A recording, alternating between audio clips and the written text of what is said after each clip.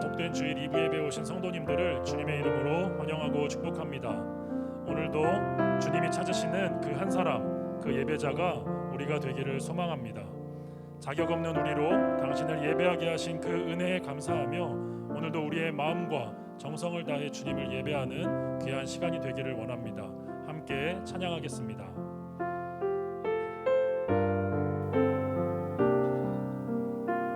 나는 하나님을 예배하는 나는 하나님을 예배하는 예배자입니다. 내가 서 있는 곳 어디서나 내가 서 있는 곳 어디서나 하나님을 예배합니다.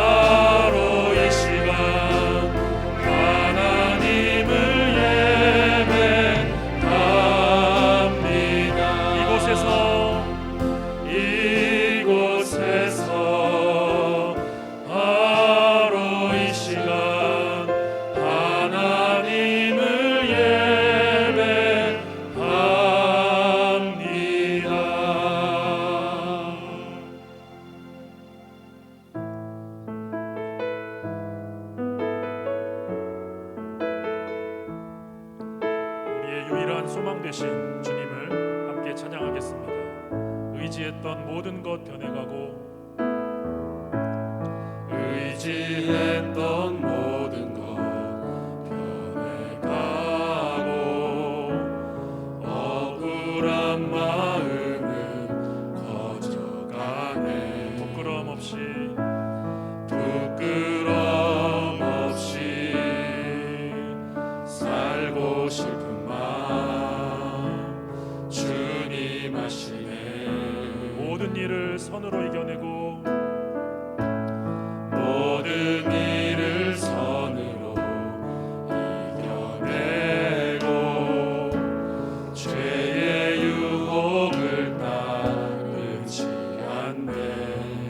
나를 구원하신 영원한 크신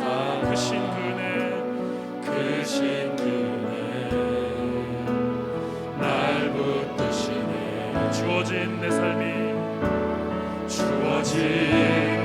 삶이 작게만 보여도 선하신 주 나를 이끄신 분의 중심을 보시는 주님만 따르네. 날 택하신 주만 의지해. 보이는 상황에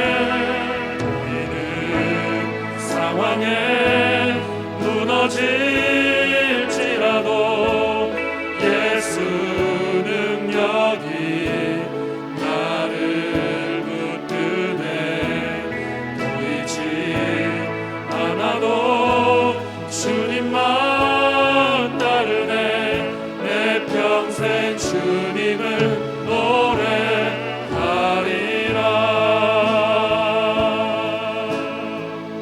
의지했던 모든 것 변해가고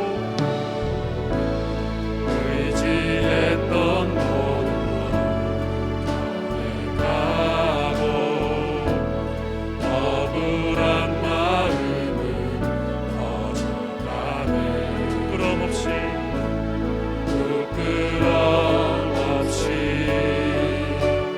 살고 싶은 마음 주님 아시네. 모든 일을 선으로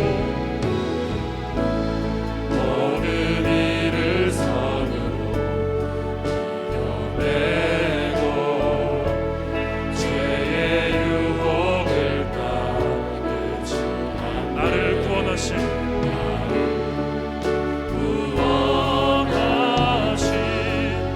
영원한 그 사랑 크신 그네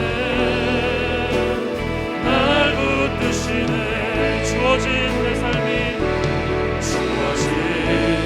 내 삶이 작게만 보여도 선하신 주 나를 이끄신 분의 중심을 보시는 주님만 따르네. 날 택하신 주만 의지해. 보이는 상황에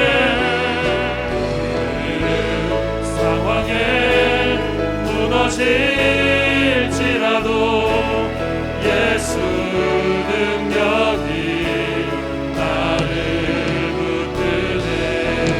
보이지 않아도 주님만 따르네. 내 평생 주님을 노래하리라. 주어진 내 삶이 작게만 보여도 선하신 주 나를 이끄신 분의 중심을 보시는 주님만 따르네. 날 택하신 주만 의지해.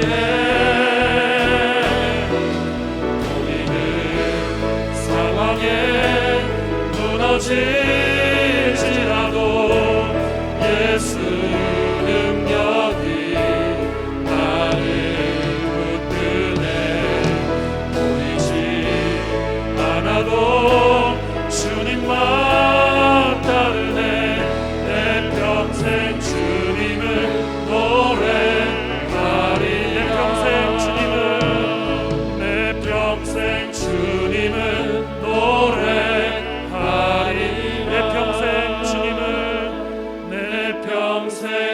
주님을 노래하리라.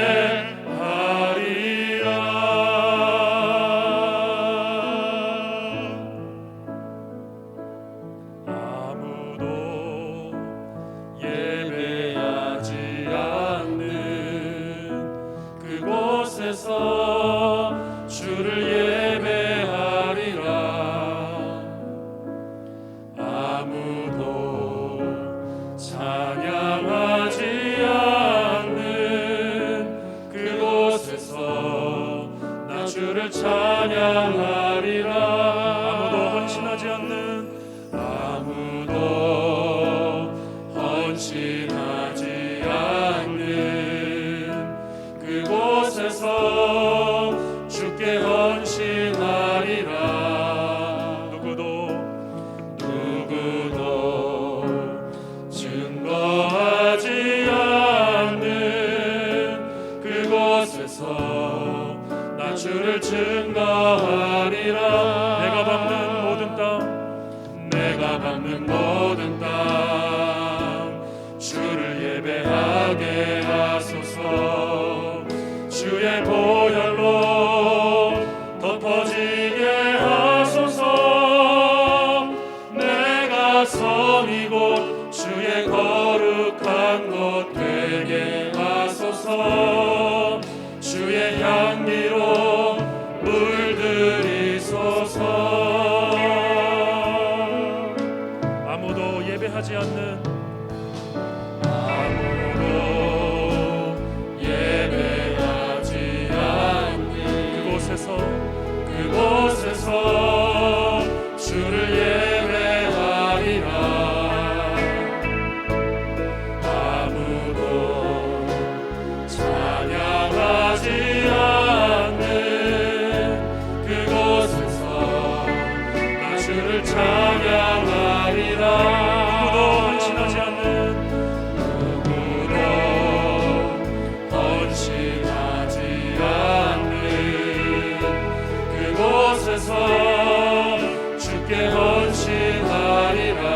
누구도 증거하지 않는 누구도 증거하지 않는 그곳에서 나 주를 증거하리라. 내가 밟는 모든 땅 내가 밟는 모든 땅 주를 예배하게 하소서. 주의 보혈로 덮어지게 하소서. 내가 성이고 주의 거룩한 곳 되게 하소서. 주의 향기로 물들이소서. 한 번 더 내가 밟는 모든 땅 내가 밟는 모든 땅 주를 예배하게 하소서. 주의 보혈로 덮어지게 하소서. 내가 선이고 주의 거룩한 곳 되게 하소서. 주의 향기로 물들이소서. 내가 선이고 주의 거룩한 곳 되게 하소서. 주의 향기로 물들이소서. 내가 선이고 주의 거룩한 곳 되게 하소서. 주의 향기로 물들이소서.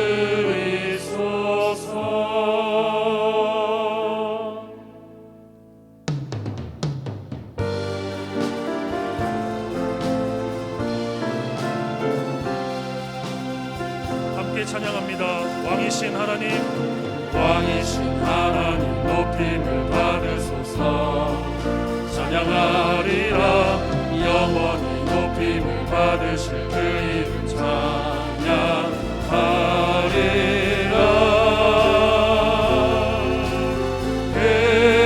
그리스도 진리로 다스리네. 기뻐하라. 온 땅이여 찬양하라. 거룩하신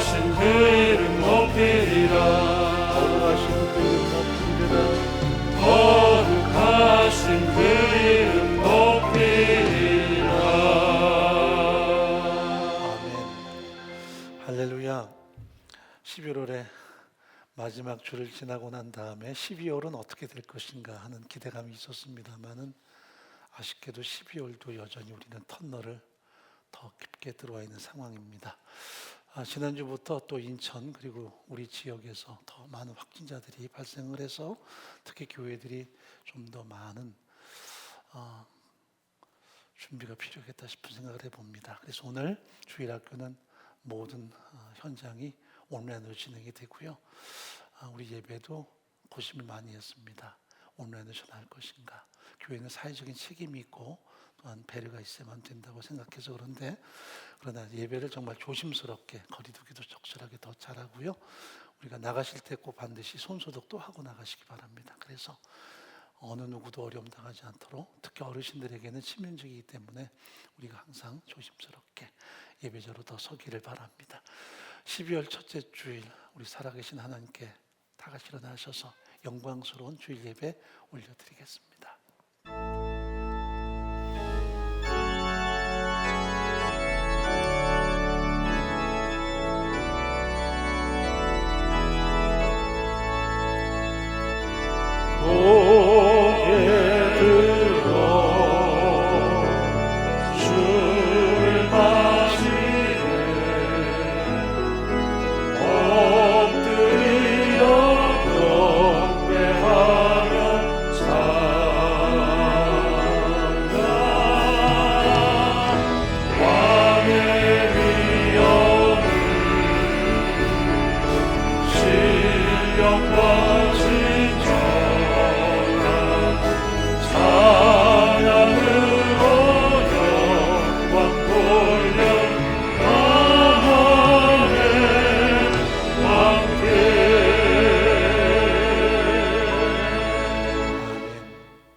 하나님은 영이시니 예배하는 자가 성령과 진리로 예배라고 말씀하셨습니다.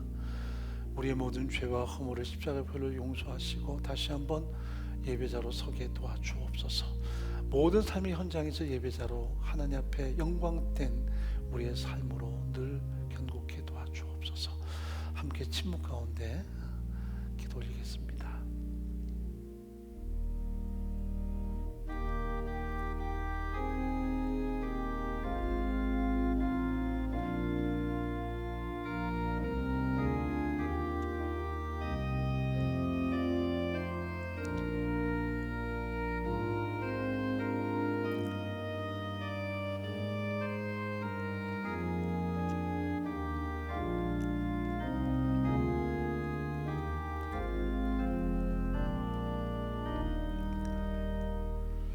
사도신경으로 신앙 고백합니다. 전능하사 천지를 만드신 하나님 아버지를 내가 믿사오며 그 외아들 우리 주 예수 그리스도를 믿사오니 이는 성령으로 잉태하사 동정녀 마리아에게 나시고 본디오 빌라도에게 고난을 받으사 십자가에 못 박혀 죽으시고 장사한 지 사흘 만에 죽은 자 가운데서 다시 살아나시며 하늘에 오르사 전능하신 하나님 우편 앉아 계시다가 저리로서 산자와 죽은 자를 심판으로 오시리라. 성령을 믿사오며 거룩한 공예와 성도가 서로 교통하는 것과 죄를 사하여 주시는 것과 몸이 다시 사는 것과 영원히 사는 것을 믿사옵나이다. 아멘. 자리에 앉으셔서 14장 찬양 하나님께 올려드리겠습니다.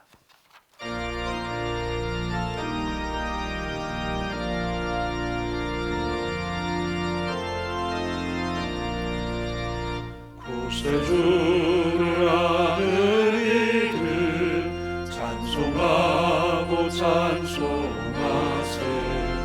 마음과 뜻과 힘 다하여 경배드리세. 주를 알지 못한 이들 주가 친히 인도하사 그의 피로 구속하니 찬송할지라. 약한 사람 도움받아 시험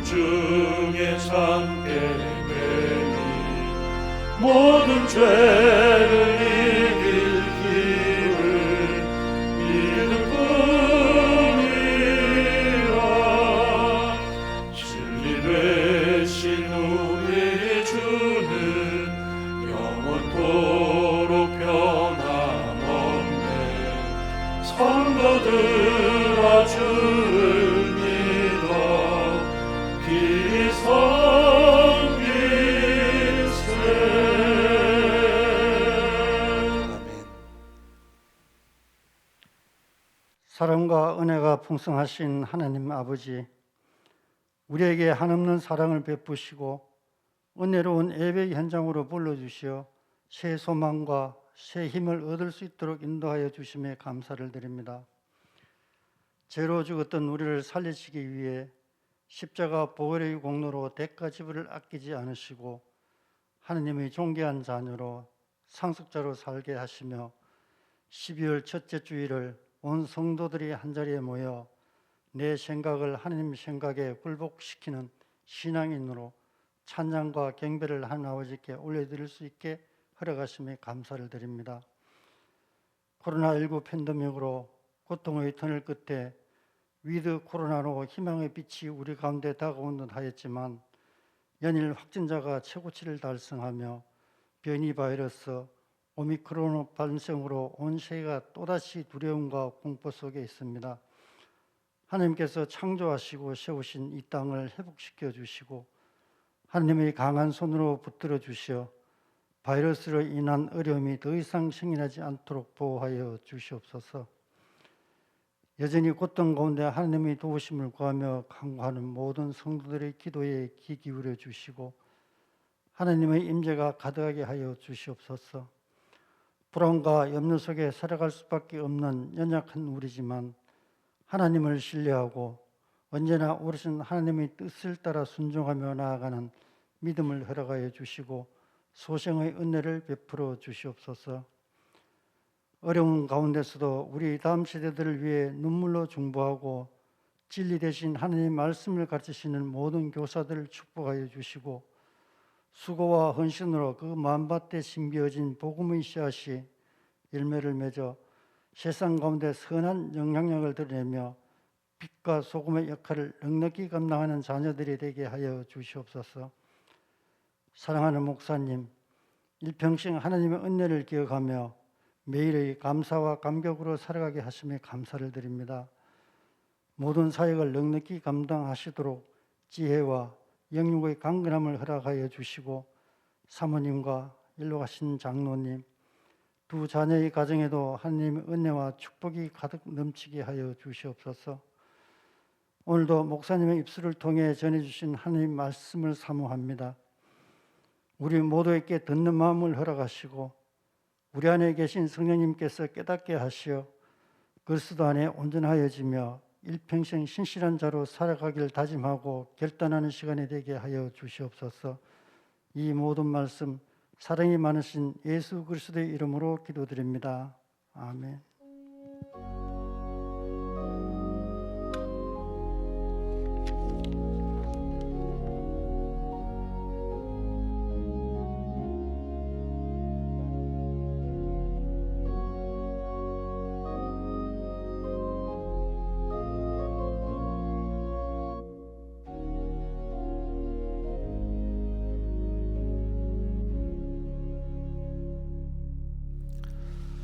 몇 가지 광고 말씀 올려드리도록 하겠습니다. 은혜 공동체는 정부의 방역 지침을 준수하며 현장과 온라인 예배를 지금 병행해서 올려드리고 있습니다. 새벽 예배는 현장만 진행되고 있고요. 수요예배는 오전 예배는 10시 30분에 현장과 온라인이 병행해서 저녁은 온라인만 진행이 됩니다. 그러나 지금 상황에 따라서 변화가 있을 수도 있다는 것을 먼저 공지해 드리고요. 또 상황이 진행이 되면 여러분에게 알려드리겠습니다. 원래 오늘부터 온라인을 전체 다 전환할까 하는 고심도 해봤었습니다. 더구나 이제 미추홀구에서 많이 확진자가 생겨나고 특히 주변 초등학교도 감염자들이 속출해서 그런 어려움이 있어서 참 조심스럽지만 그래서 모든 주일학기는 오늘 온라인으로 진행하고요. 다만 현장 예배는 함께 드리는데 여러분 각별하게 더 조심해서 서로 간의 관계 잘 점검해 보시기 바랍니다. 저녁 예배는 아쉽지만 계속해서 우리가 날샘을 통해서 가정에서 모여주시기 바라고요. 순장반, 주일반, 평일반 오늘 주일 오후 4시를 전체 다 온라인으로 전환하겠습니다. 그래서 온라인으로 순장반에 참여하시면 좋겠습니다. 새가족 모임도 비대면으로 전환합니다. 그래서 일부 사랑방에 따라서 모임이 가능했다 하지만 당분간은 전체 다 비대면으로 진행해 주시기 바랍니다. 새가족 모임도 전체 다 비대면으로 진행을 하겠고요.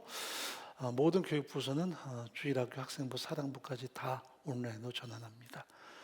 사랑부는 11시 온라인으로 실시간 중계하고요.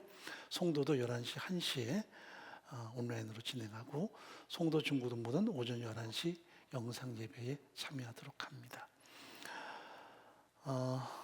혼인 예배는 김세훈, 이정인 커플 11일 오후 1시 50분에 송도 메리벨리아에서 진행이 됩니다. 코로나 팬데믹 상황이 결코 녹록하지는 않습니다. 많은 사람들이 오미크론은 좀 더 가벼워서 쉽게 이긴다고 말은 하지만 누구도 예측할 수 없습니다. 특히 다른 교회 상황을 보면 대부분 미접종자들이 감염이 된 것으로 봐서 백신 접종은 우리에게 필수라고 생각이 되고요. 접종 이후에 그나마 중증 환자들이 좀 경감될 수 있는 상황들이 있으면 좋겠다 싶은 바람입니다. 어떻게 튈지 아무도 모르겠습니다. 그러나 우리가 더 하나님 의지하면서 겸비하게 예배가 더 회복되고 우리 일상에도 회복될 수 있는 시간들을 한번 기대하는 우리였으면 좋겠습니다. 이제 김예훈 자매 찬양할 때 우리 하나님 앞에 연보 올려드리겠습니다. 따뜻한 박수로 맞이하도록 하죠.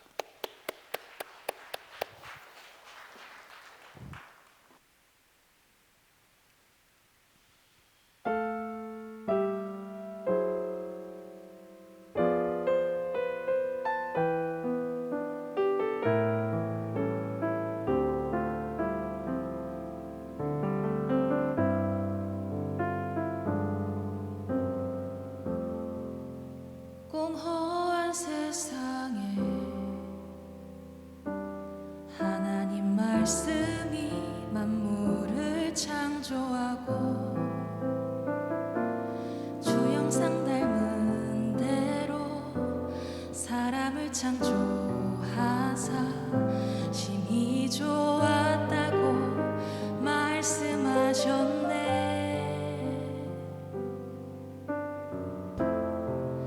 하늘 위 나는 새도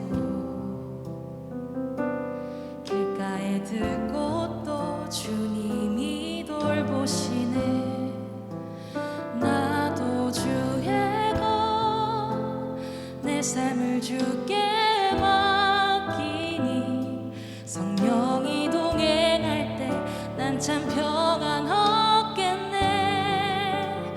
나의 삶보다 그분의만 더 알기를 나의 뜻보다 주님의 뜻 세우기를 내 평생에 주만 바라보는 어린 양 되어 언제나 주와 동행하는 것.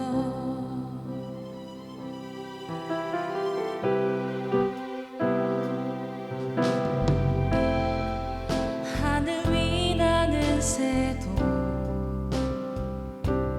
길가에 들꽃도 주님이 돌보시네.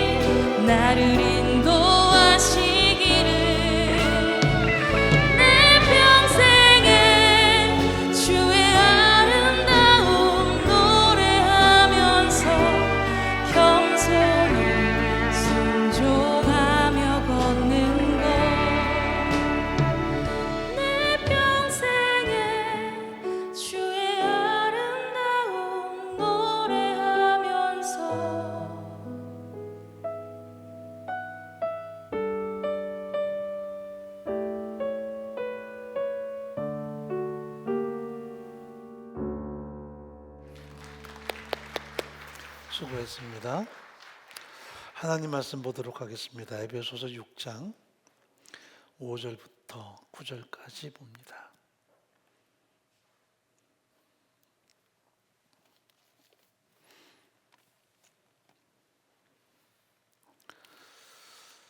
종들아 두려워 말고 떨며 성실한 마음으로 육체의 상전에게 순종하기를 그리스도께 하듯하여 그리스도의 종들처럼 마음으로 하나님의 뜻을 행하여 단 마음으로 섬기기를 주께 하듯 하고 사람들에게 하듯 하지 말라.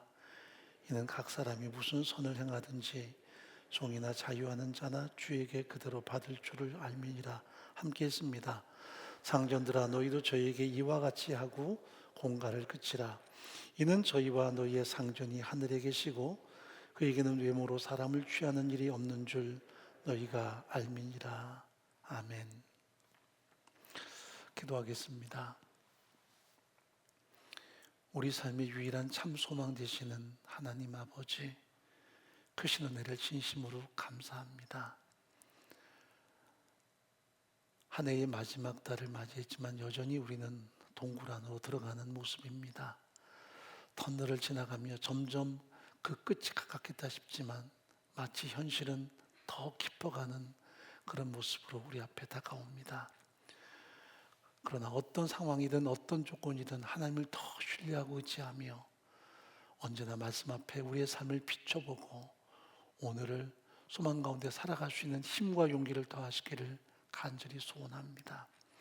하나님을 의지함이 진정한 우리 용기가 되게 도와주시고 하나님께 무릎 꿇고 기도함이 우리 삶의 유일한 소망과 회복의 능력 될 수 있도록 은총을 더하여 주옵소서. 오직 아무것도 염려하지 말고 오직 모든 일에 기도와 간구로 구할 것을 감사함으로 하나님께 아뢰라고 했습니다. 언젠가 모든 지각에 뛰어난 하나님의 평강이 그리스도 예수 안에서 우리 마음과 생각을 지키실 뿐 아니라 이 회복을 이루실 것을 저희는 믿습니다. 매 순간 더 하나님 앞에 삶을 위탁하며 그 은혜 그 사랑 늘 사모하는 신앙 되도록 도와주옵소서. 이 시간도 고통당하는 동역자들을 한 분 한 분 어루만져 주셔서 주의 강하신 능력의 발로 붙들어 주옵소서. 병상에서 하나님의 도우심을 구하며 수술 이후에 회복의 은총을 하나님 앞에 간절히 구합니다. 어떤 후유증, 합병증에게 도와주시고 온전히 치유케 하시며 강건케 하셔서 하나님 앞에 예배와 헌신의 삶을 충분히 감당할 수 있도록 은혜 더하여 주옵소서.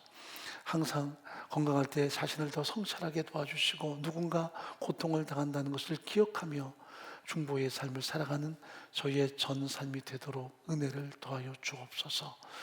이 시간 우리의 전 마음을 담은 연보 올려드립니다. 드린 손길마다 하나님의 은혜와 복을 베풀어 주시고 지경을 넓혀 주시고 주의 손으로 도우셔서 복된 열매들이 가득히 드러날 수 있도록 은혜 더하여 주옵소서.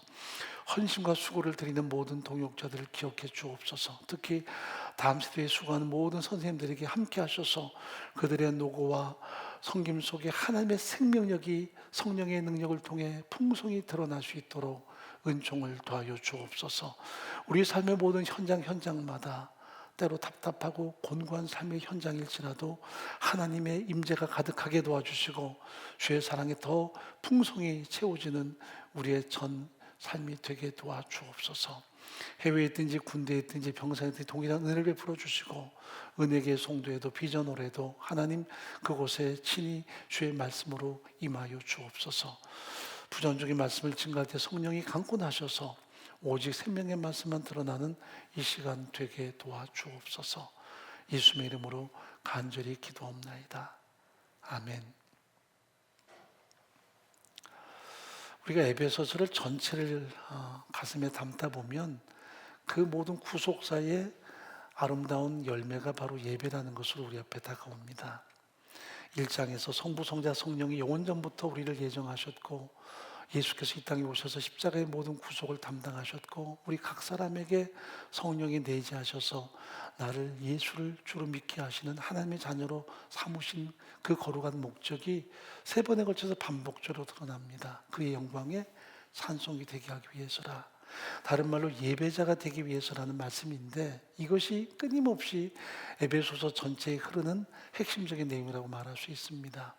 2장에서는 우리 허물과 죄로 죽었던 나를 살렸다. 과거에는 공중의 권세하면서 따랐던 사단의 하수인이었고 철저하게 분지상 진노의 자녀이 되었음에도 불구하고 하나님의 사랑으로 온전히 나를 구속하셔서 자녀로 삼으신 이후에 우리로 하여금 하나님의 자녀 다움을 드러내도록 하나님이 염원하신다는 것을 말씀하세요. 그래서 비록 우리가 바른 땅에 딛고 살지만 우리의 모든 가치관은 하늘에 올라앉아 세상을 사는 하나님의 백성 다음 삶을 드러내도록 하기 위함이 하나님의 요구라는 것을 이야기합니다. 이것이 비밀이었는데 우리 모두에게는 드러난 하나님의 선언이고요. 이것을 끊임없이 세상 속에서 많은 사람들에게 전달하고 확증하는 것이 크리스찬들의 삶의 면모임을 이야기합니다. 왜 교회가 존재하는가? 교회는 각 사람을 예수의 복음으로 말미암아 구원하고 그들 안에 가르쳐서 온전한 사람을 이루는 것이 교회의 존재 목적이라는 것.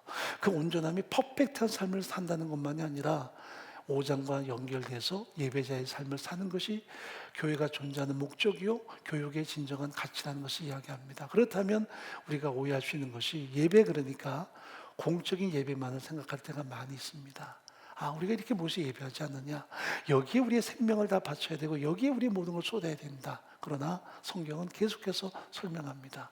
그 예배란 단순히 교회에 모여서 함께하는 이 공동체 예배뿐 아니라 흩어져서 우리가 살아가는 모든 삶 자체가 예배가 되어야 된다는 것입니다. 그것이 진정한 제사장의 사명이고 하나님의 백성들이 가져야 될 삶의 모습임을 우리 앞에 드러내는 것이 에베소서의 교훈이라고 말할 수 있습니다.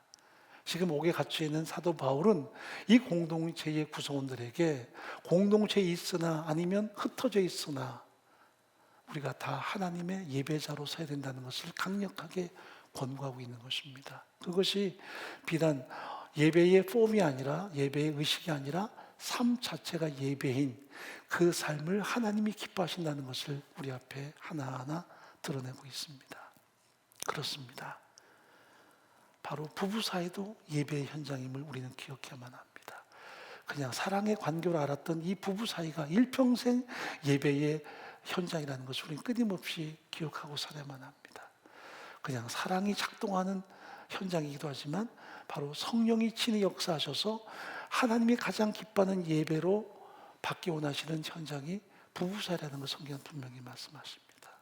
부부 관계도 예배라는 것, 부모와 자식 간의 관계도 예배가 되어야 된다는 것. 부모는 단지 낳고 키우는 게 아니라 어떤 예배자의 모습으로 드러나는가. 우리 부모가 얼만큼 하나님을 경외하며 얼마만큼 그 입에서 나오는 모든 말이 시와 찬미와 신령한 노래가 되는가.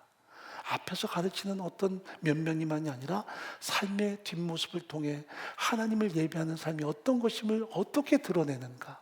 이게 부모와 자식 간의 관계임을 이야기하고요. 또한 자식은 부모에게 어떻게 자신의 예배자임을 선포하는가. 그래서 효도라는 것이 단장 물질을 공급한다든지 잘해드린다만이 아니라 일평생 자식의 삶을 통해 하나님을 경외하는 진정한 신앙의 면면이를 드러내는 것이 예배자의 또 다른 모습임을 우리 앞에 드러냅니다. 그래서 삶 자체가 예배인 거죠. 그러나 우리는 상당히 편협되어 있는 것이 공동체 예배하고 여기서 헌신하면 이게 다 되는 걸로 알지만 우리 삶의 대부분은 예배당을 떠난 이후부터 드러나게 되거든요. 그 삶의 이면이 사실은 많이 보여지지 않습니다. 그게 일부만 보여질 뿐. 그래서 사실은 그 이면이 예배의 진정한 현장이요, 또 하나님께서 원하시는 크리스찬의 삶의 모습이라는 것을 우리는 기억할 수 있어야 돼요.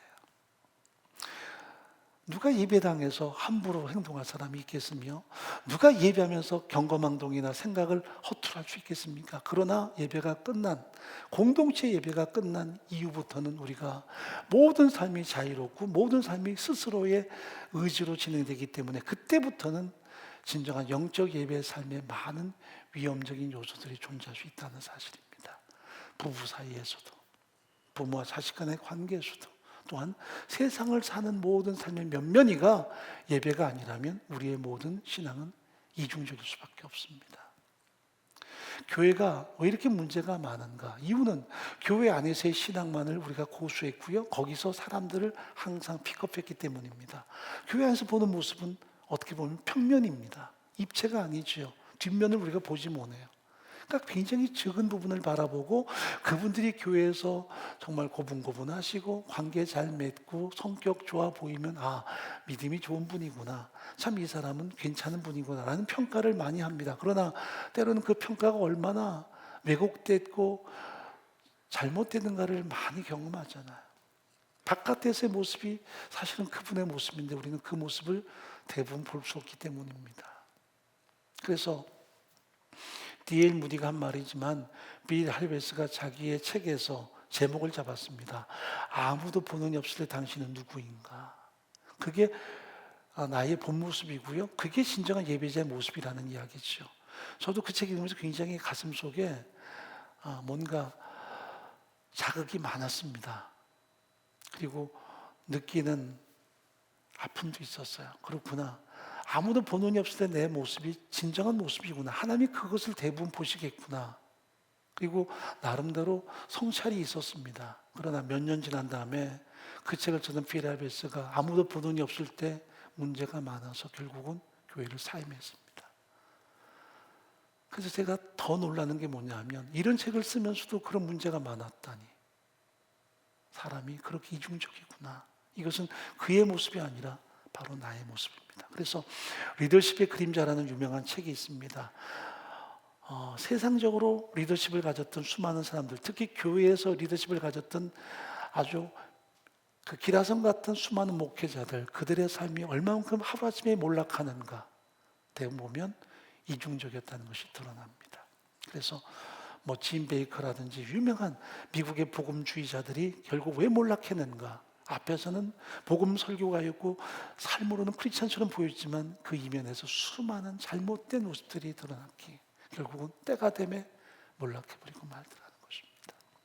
하나님께서 우리에게 정말 원하는 게 뭘까?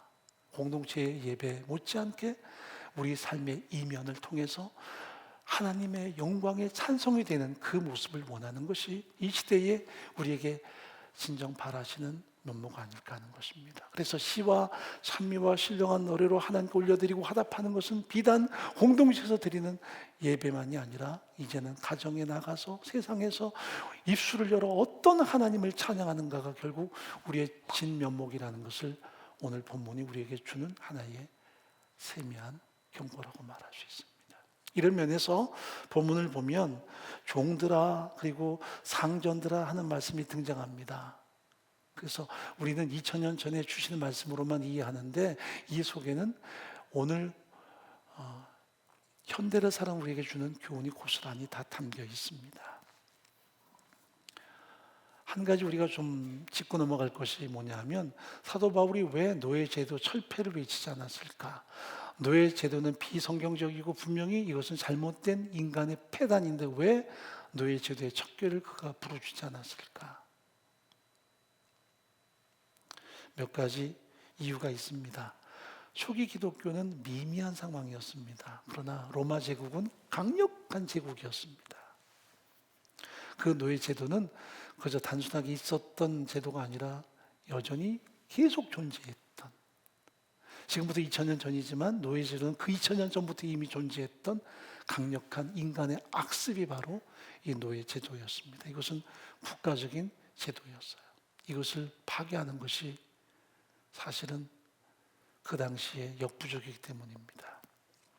만약 사도 바울이 노예제도 철폐를 외쳤다면 복음은 펼치기도 전에 이미 다 몰락해버렸을 거예요. 가뜩이나 그들이 선행과 사랑으로 복음을 전해도 끊임없이 핍박과 탄압을 받았다면 국가의 제도를 뒤집어 엎어라. 이것은 초대 공동체 당시에는 교회 존재 자체가 부정되는 아주 엄청난 사건이 되었을 것입니다. 그래서 노예 제도를 폐지할 것을 성경에서는 말씀하지 않습니다. 그러나 두 번째는 개선에 대한 가능성은 열어놓고 있습니다. 크리스찬들이 많아지고 많은 믿는 사람들이 생겨나면서 점진적으로 개선은 되겠죠. 크리스찬 상견들이 많아질 때에 노예에 대한 그들의 시각도 달라질 거고요. 또 크리스찬 노예들이 많아질 때 그들이 상견을 대하는 태도와 섬기는 자세에 따라서 많은 영향력이 드러날 것입니다. 그러므로 바울은 어떤 계급의 철폐를 외치기 전에 영향력에 대한 부분을 우리에게 상당히 많이 요구하고 있는 것입니다. 우리는 개혁 그러면 어떤 직급을 깨뜨리고 어떤 상황을 파괴하는 것으로 이해하지만 가장 중요한 개혁은 나로부터 영향력이 드러나야 된다는 사실입니다. 상대방을 향해 요구하는 게 아니라 나로부터 시작해서 진정한 변화의 영향력들이 드러나야 돼요. 그것은 긍정적인 마인드겠죠. 그러므로 투쟁이나 혁명이 아니라 복음이 파급되면서 인간의 존귀함이 가슴 속에 하나하나 농축되면 그 존귀함을 통해서 바라보는 시선들이 많이 달라지게 될 것입니다. 그래서 사람을 향한 새로운 패러다임이 형성될 것으로 이미 성경은 우리 앞에 드러내 보이고 있습니다. 그렇기에 노예제도 철폐를 외치는 것이 아니라 노예들에게 상전을 어떻게 섬길 것인가에 대한 하나의 규범을 우리 앞에 제시합니다. 이건 잘못된 것이요, 이건 철폐해야 마땅하오 하는 것이 아니라 비록 노예지만 어떻게 자기 상견을 향한 섬김의 사명을 감당함으로 하나님께서 내게 맡기신 오늘을 선용할 것인가를 하나하나 권면하는 것이 본문의 내용입니다. 우리가 알듯이 요셉이 억울하게 노예로 팔려갔습니다. 아니, 형들에게 시기를 받았는데 어떻게 노예로 팔려갈 수 있습니까? 그 모든 상황이 너무 잘못됐잖아요. 자기는 아무 죄 없이 팔려서 보디발의 집에서 노예 생활을 시작합니다. 그런데 거기서 만약 요셉이 자기 주인에게 저는 억울하게 팔려왔습니다, 지금 저를 저 가나안 땅에 보내주시면 더 많은 몸값을 드리겠습니다, 그렇게 그가 애걸복걸 했다면 그의 미래는 없었을 거예요. 어떻게 그럴 수 있는가 싶겠지만 성경은 그의 가슴 속에 있는 분노, 항변에 대해서는 더 이상 드러내지 않고 있습니다. 그리고 이렇게 말하죠. 그가 보디발의 집에서 충성을 다했다고요. 형통한 자가 되었다고요. 형통한 자가 됐다는 말은 노예가 잘 돼 본들 뭐가 되겠습니까? 그러나 중요한 것은 하나님이 그와 함께 하셨고 그의 전 가슴 속에 울분, 눈물, 절망을 어루만지셔서 그 상황을 인내하도록 격려하셨습니다. 그래서 내가 여기 와 있는 것이 형들의 악감정 때문에, 그들의 시기 때문에라는 그 불평, 원망, 원한이 아니라 나를 보내신 하나님의 계획, 이것을 바라보며 쉽게 믿어지진 않겠지만 그것을 가슴에 담고 오늘을 참고 있는 것입니다. 그게 신앙 아닙니까? 신앙이라고 해서 언제 갑자기 하나님이 나타나셔서 너 이렇게 지금 당장 고통이 있을 텐데 조금만 참아, 앞으로 13년 후에는 이렇게 될 거야 하셨다면 누군들 못 참겠어요. 그래도 쉽지는 않겠지만, 그러나 오늘을 묵묵히 말도 안 되는 상황인데도 불구하고 자신이 그렇게 죽음보다 더 고통스러운 상황을 겪음에도 불구하고 그는 하나님의 어루만지심을 통해서 자기를 철저하게 하나님께 위탁합니다. 그리고 충성을 다하죠. 보디발에게 충성을 다할 때 그의 충성심이 전달돼서 그는 가정 총무가 됩니다. 아니, 총무가 됐는데 하루아침에 그는 몰락하죠. 파렴치범으로 몰려서 결국 왕의 죄수를 가두는 감옥으로 던져집니다. 거기에서도 그는 분노할 수 있는데도 불구하고 묵묵히 간수장을 위해서 헌신하고 거기 있던 죄수를 위해서 헌신합니다. 이게 요셉의 진정성이었습니다. 좋을 땐 만세 부르고 나쁠 땐 원망하는 것이 아니라 말도 못할 극한 상황에서도 하나님의 뜻과 계획 앞에 무릎 꿇고 인내하는 것이 신앙의 진정한 모습이라는 것을 이야기하죠. 누군들 성질 없습니까? 누군들 감정 없겠어요? 누구나 말하시고 누구나 다 성토하시고 누구나 다 분개할 수 있겠지만 그때에 하나님, 그 하나님의 권능과 주권과 살아계심을 바라보고 자기를 철저하게 낮추는 것이 신앙이죠. 안 그러면 그냥 인간성인 거죠. 그렇다면 자기를 드러낼 수도 있겠지만 하나님이 원하시는 그 위대한 비전 앞에 결코 도달할 수 없는 거겠죠. 어떻게 상황이 이렇습니까? 이건 도대체 틀렸습니다. 이건 공정하지 않습니다. 했다면 그의 운명은 없는 것입니다. 하나님이 능하신 손 아래서 겸손하고 하나님이 허용하셨다면 뜻이 있겠지 하고 잠잠히 보디발 앞에서 그는 충성을 다했습니다. 그런데도 그의 충성심이 완전히 왜곡돼서 하루아침에 몰락하고 8년쯤을 몰려서 감옥에 갔을 때도 내가 못 참하는 게 아니라 그는 여전히 하나님 앞에 철저하게 자기를 위탁하며 주어진 상황에 최선을 다했습니다. 그럴 때 하나님의 타이밍이 있는 것입니다. 인간의 최선과 하나님의 타이밍이 만날 때 기적은 나타나죠. 인간의 최선이 없으면 하나님의 타이밍이 아무리 많아도 전혀 의미가 없습니다. 우리는 기적하면 기도 몇 번 하면 막 하늘로부터 떨어질 걸 알지만, 그러나 성경은 항상 인간의 최선이 먼저 준비돼야만 하나님의 타이밍이 거기에 나타났습니다. 모세도 철저하게 40년 기다렸습니다. 그가 40년 전 나이 40에 뭔가 자기 힘으로 이스라엘 민족을 구원하겠다고 행동할 때 그는 실패했습니다. 그래서 결국 자기의 타이밍을 지나치게 앞세웠을 때 그는 실패자 40년을 또 보내야 됐어요. 광야에서 푹 썩어서 나는 죽고 내 힘으로 안 될 때 하나님이 그에게 찾아오시는데 그가 최선 다한 게 뭘까요? 그냥 이들의 양을 하루하루 친 것입니다. 여러분, 성경이 우리에게 주는 교훈입니다.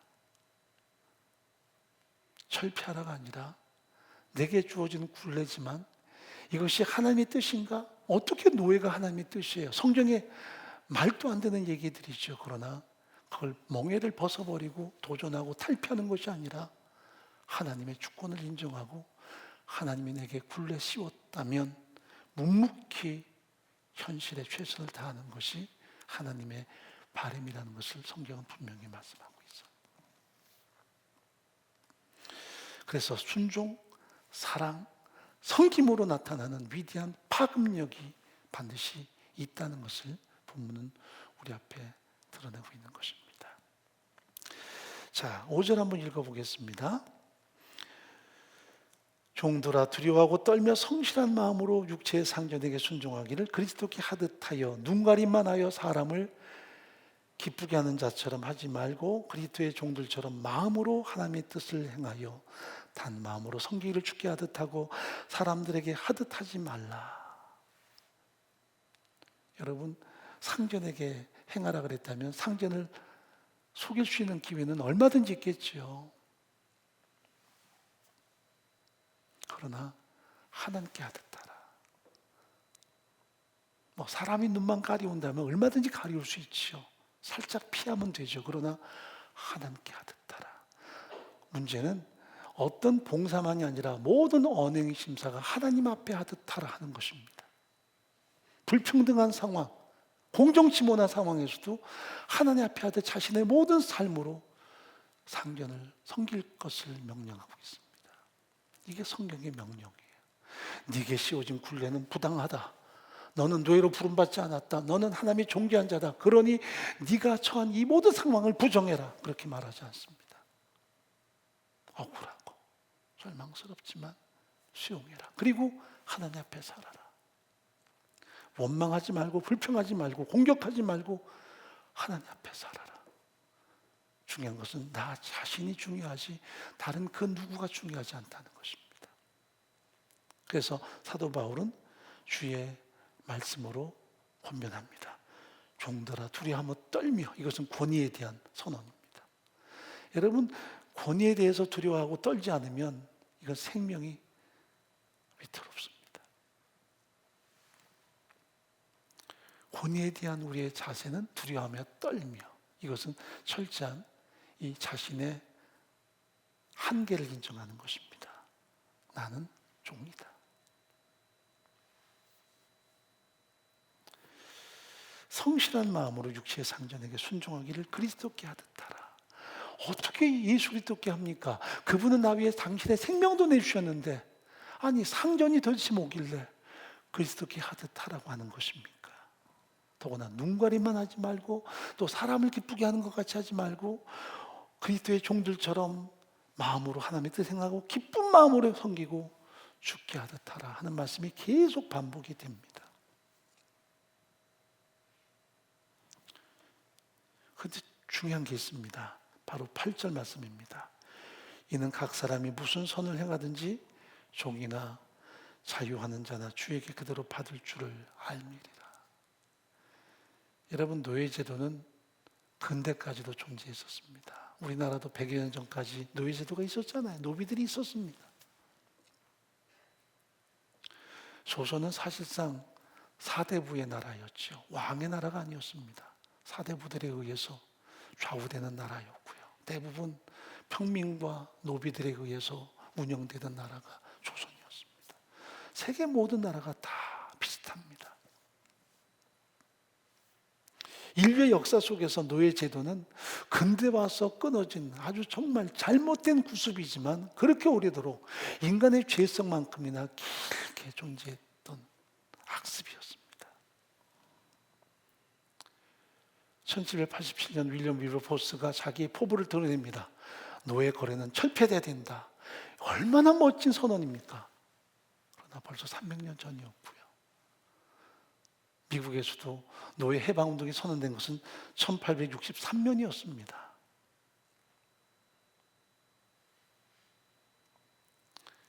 이제 100년 좀 넘은 거예요. 노예제도가 완전히 철폐된 것은 전 세계에서.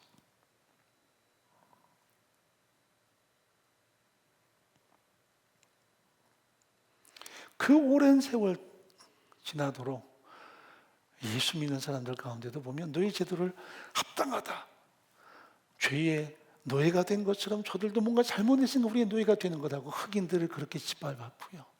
노예 제도를 옹호했고요. 미국 남부 같은 경우는 기독교가 강했음에도 불구하고 노예 제도를 끝까지 철폐하지 않고 그저 북군과 맞서다가 그걸 몰락했지요. 믿는다는데 왜 이렇게 됐을까? 자기만의 성경이었죠. 성경을 믿는 게 아니라 자기 주관과 성경을 섞어서 성경 속에 자기의 뜻을 끊임없이 선포했던 거죠.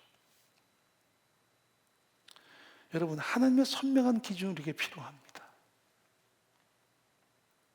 내가 성경 읽을 때도요, 잘못하면 자기 주관이 너무나 많이 가미가 돼요.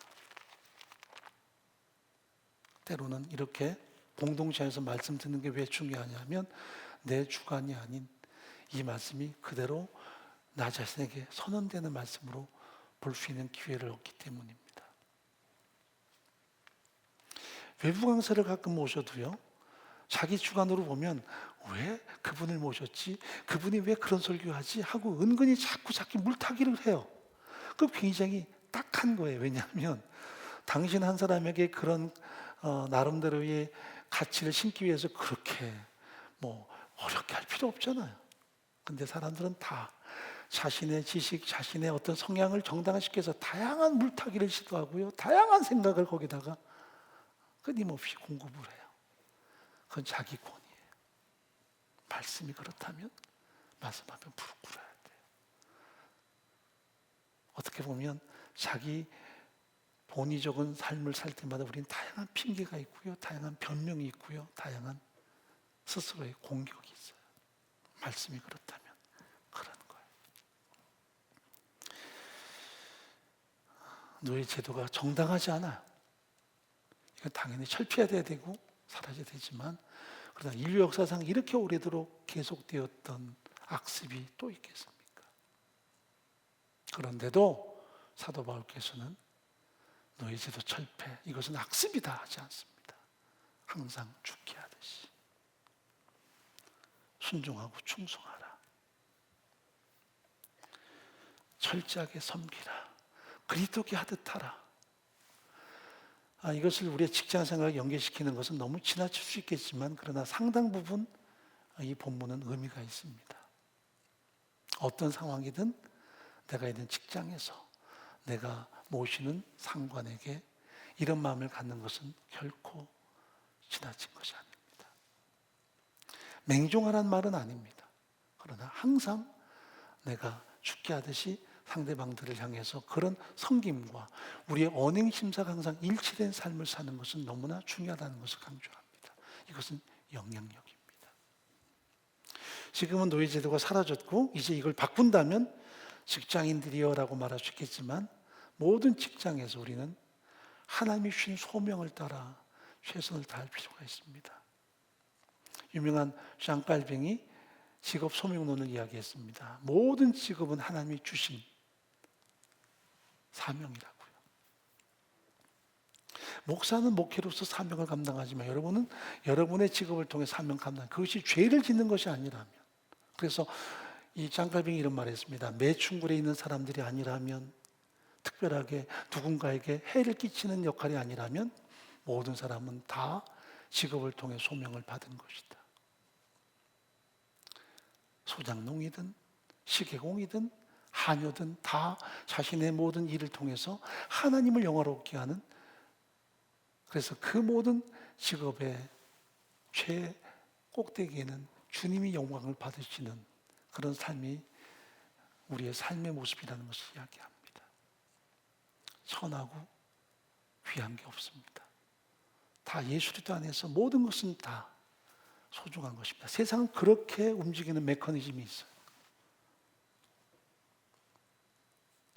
그래서 이 복음이 자리 잡은 유럽 쪽 같은 경우는 직업의 귀천에 대해서 그렇게 마음을 뺏기지 않습니다.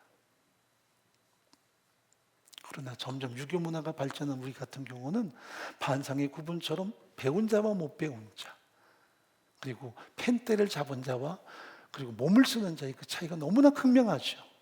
이것은 성경적이지 않습니다. 어쩌면 제 마음에도 그런 사상들이 존재할 수 있습니다. 그러나 이것은 성경적이지 않습니다.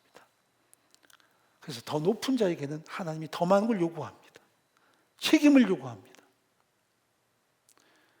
그래서 이 나라가 정말 미래전지를 열어가려면 무슨 어느 데가 장악하는 나라가 되어서는 안 되고요. 그래서 그들이 권위까지 갖고 그들이 모든 힘까지 갖고 영광을 다 갖는 나라가 되면 그 나라는 희망이 없습니다. 책임을 요구해야 되고요. 책임을 다하지 않은 거기에 대한 분명한 대가 지불도 해야 되고요. 때로는 정말 소시민이지만 자신의 삶에 최선을 다하는 사람이 존귀해지는 세상이 복된 거죠. 근데 우리는 그렇게 말은 하지만 가슴 속에는 또 그걸 별로 인정하지 않습니다. 왜냐하면 적어도 내 자식들은 그렇게 되겠지라는 야망 때문일까요? 욕망 때문일까요? 그래서 모든 사람들이 자신의 직업에 상관없이 역할을 다하고 최선을 다하고 그리고 철저하게 세상을 섬기는 삶을 살아간다면 그것은 존귀한 소명입니다. 이것을 칼뱅이 말하기를 만인 제사장이라고 이야기했습니다. 제사장은 하나님께 예배 집전하는 인물이라면 이것은 세상을 하나님께 올려드리는 진정한 제사장의 역할이 바로 그들의 역할입니다. 거리를 쓰는 청소부나 차를 운전하는 운전기사나 모든 사람이 다 만인 제사장입니다. 다 존귀한 하나님의 사람임을 성경은 말씀합니다.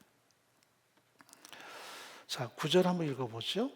상전들아 너희도 저희에게 이와 같이 하고 공갈을 그치라. 이는 저희와 너희의 상전이 하늘에 계시고 그에게는 외모로 사람을 취하는 일이 없는 줄 너희가 알미니라.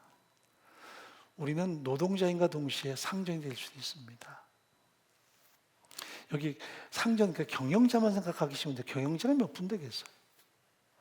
근데 우리가 묘하게 상전 될 수 있거든요.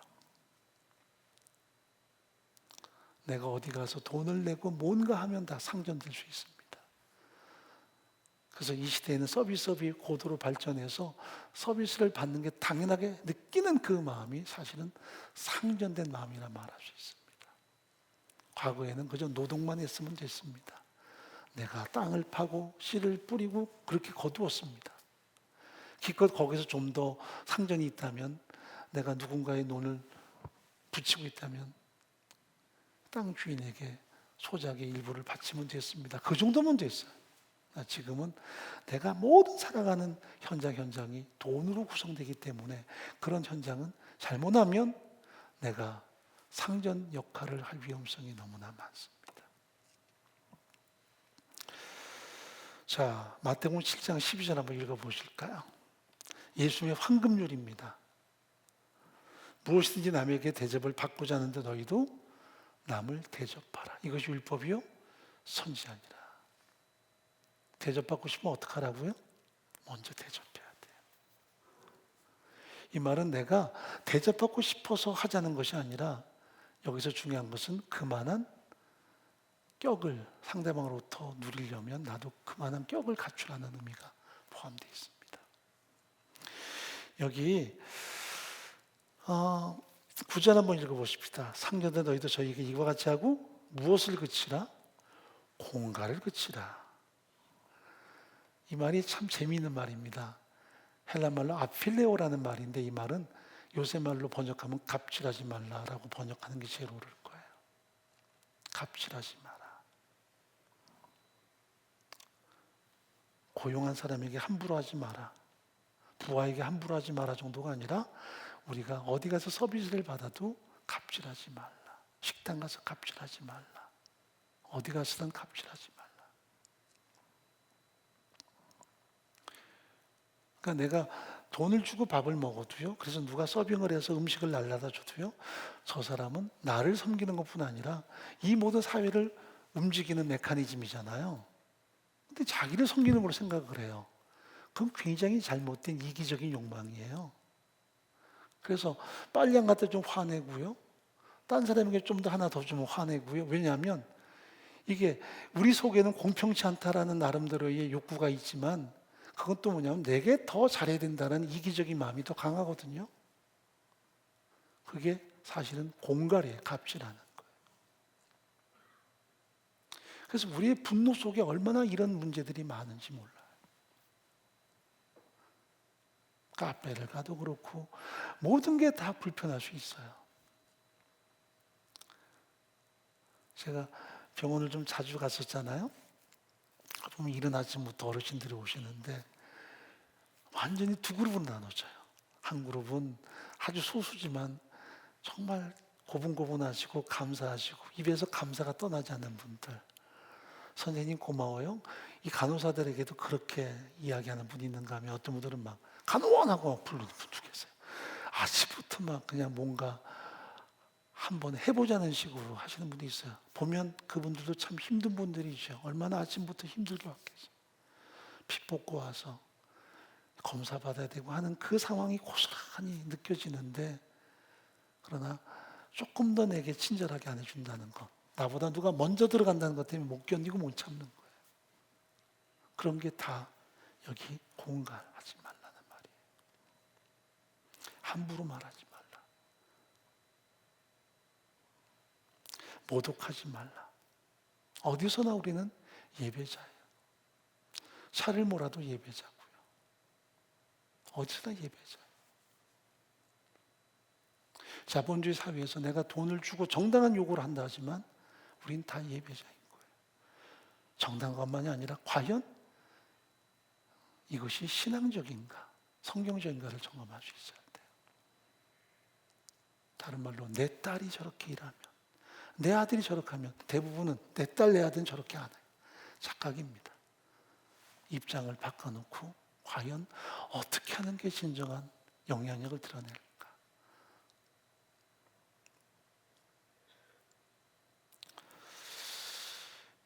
제가 제주도에 전화를 걸어서 내일이지 우리 아카데미 3학년들이 졸업여행을 가요. 사실 이렇게 비상한 때에 가야 될 것인가 고심도 많이 했고 그러나 이 아이들에게 줄 수 있는 게 별로 없어서 그리고 작년도 우리가 못 했기 때문에 결정을 했습니다. 그래서 여행사에다 전화해서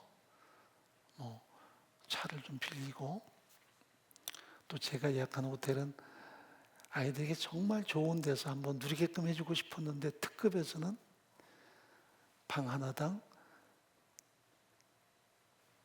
미성년까지는 못 들어가요. 그러니까 보호자가 한 명 있어야 되고 미성년이 있어야 돼요. 근데 선생님 수가 그렇게 많지 않기 때문에 결국 캔슬이 됐어요. 그래서 이런저런 것 때문에 이제 제주도 계신 분하고 연락을 해서 저희가 차를 빌리고 그리고 방을 얻고 하는데 그분이 그러시는 거예요. 아유, 이번에 아이들이 좀 많으면 당신이 이렇게 버스를 몰아주고 할 텐데 아이들이 많지 않으니까 제가 이제 작은 차를 몰라 그러거든요. 그래서 제가 그랬죠. 아유, 애들 도와주시면 힘만 들죠 그랬더니 하시는 말씀이 그래요. 아니요, 달라요. 마음에 위로가 된대요. 지난번에 어르신들도 오셨는데 얼마나 좋으신 분들인지 지금도 생생하대요. 왜냐하면 여행들이 많이 온대. 지금 보면 한 팀 가고 갈 때마다 새록새록 기억이 난대요. 어르신들이 어떻게 하는지. 그래서 은혜기는 어쩌면 그렇게 애들부터 어른까지 다 그렇게 다 똑같냐고. 그게 영향력이에요. 그게 예배예요. 그냥 빈말이 아니에요. 지나가는 말이 아니에요.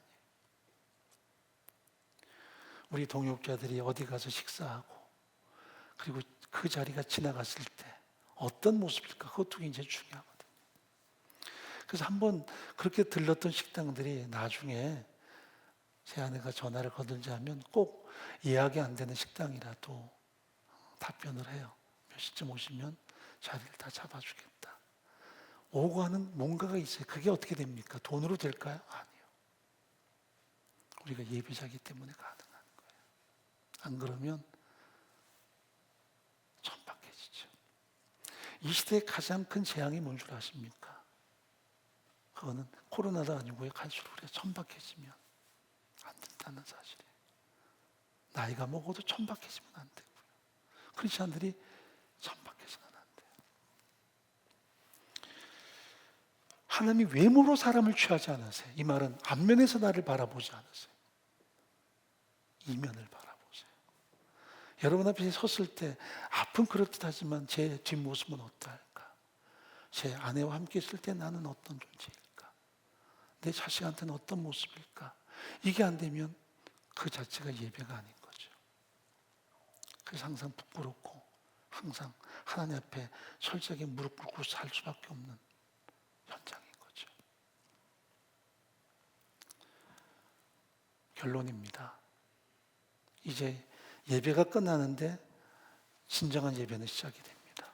예배당을 떠난 순간부터 당신은 예배자입니다. 언행심사에서 신령한 말 그리고 시, 찬미, 신령한 노래들로 어떻게 우리가 예배자가 될 것인가? 고스란히 모든 곳에서 우리 예배자입니다. 에베소 공동체의 모든 구성원들에게 여러분은 예배자로 사십시오. 세상 속에서 크리스찬답게 사십시오. 이것이 하나님이 원하시는 진정한 예배인 것을 우리 앞에 드러냅니다. 요한복음 10장 10절에 읽어보십시다. 내가 온 것은 양으로 생명을 얻게 하고 더 풍성히 얻게 하려는 것이라. 삶이 예배가 된다면 그것이 힘들고 어려울까요? 아니요.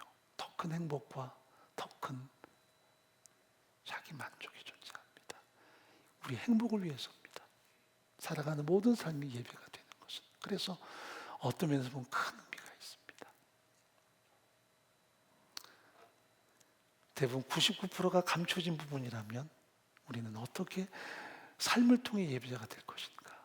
그것이 성경적인 진정한 예배의 원형이라는 것을 말씀합니다.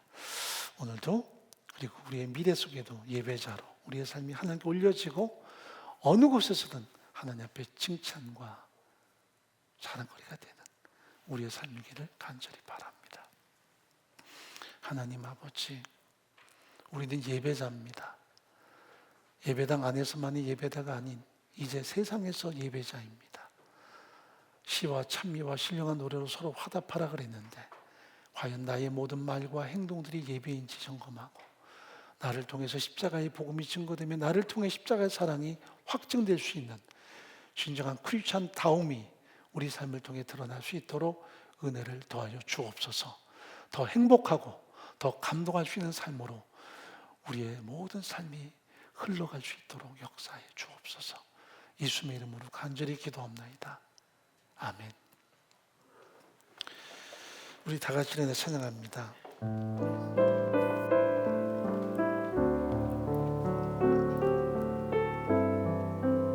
때로는 너희 앞에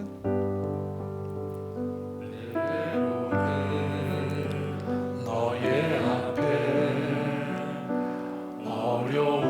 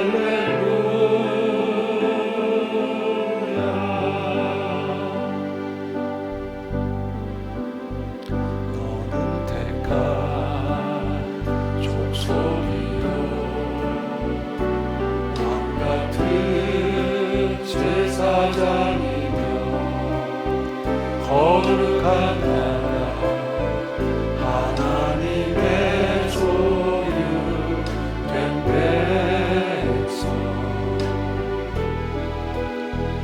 너의 영혼 우리 볼 때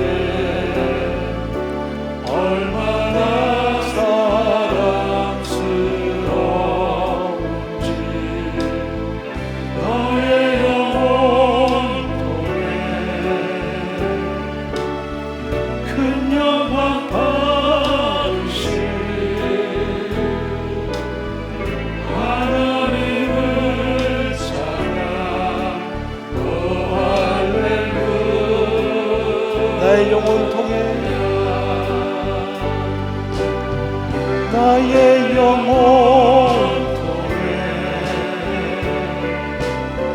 큰 영광 받으실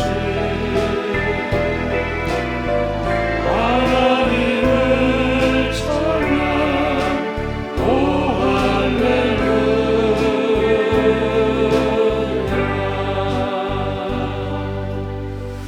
기도하겠습니다. 에베소서는 교회론을 이야기도 하지만 예배론을 이야기도 합니다. 교회는 예배당에서 이루어지는 교회만이 아니라 우리 모든 삶의 전체가 교회가 되어야 되고요. 예배도 공동체에서 드린 예배만이 아닌 삶 전체가 예배가 되는 것이 진정한 크리스찬다움이라고 이야기합니다. 나는 그렇다면 교회입니까? 예배자입니까? 교회에서는 다 신앙인처럼, 그러나 삶의 현장에서는 과연 내가 신앙인으로 살아가는지 점검할 필요가 있고요. 그리고 철저하게 그렇게 살아갈 수 있는 삶의 선언과 결단이 우리에게 필요합니다. 우리 잠깐 동안 함께 침묵으로 기도하겠습니다.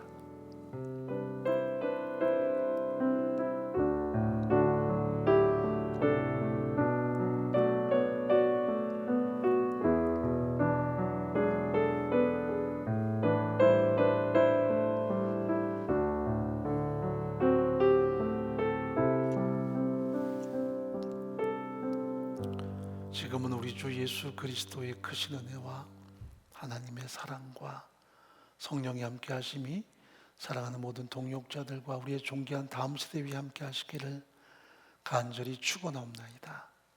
아멘.